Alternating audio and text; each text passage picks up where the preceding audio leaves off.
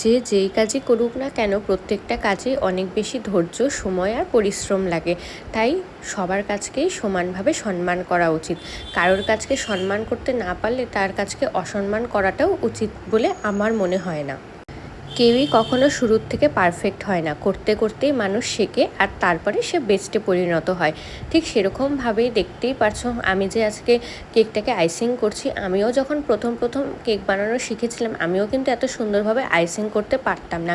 ঠিক সেরকমভাবেই যত আমি সময় দিয়েছি কেক বানানোটাকে আর যত পরিশ্রম করেছি আর ধৈর্যর সাথেই কিন্তু আজকে আমি এত সুন্দর কেক আইসিং করতে পারি। ঠিক তোমরাও কিন্তু সময় দিলে, কোনো কাজকে ভালোবাসলে আর তার পিছনে পরিশ্রম করলে তোমরাও একদিন সফল হবে। আর এরকমভাবেই কিন্তু তোমরাও সুন্দর সুন্দর কেক বানাতে পারবে। কিছু ছোট ছোট প্রসেস ফলো করলেই কিন্তু কেক খুব সুন্দর হয়ে যায়, খুব সহজেই, অনায়াসেই। আর এই কেকটার কিন্তু ডেকোরেশন ভিডিওটা নেক্সট পার্টে আসছে।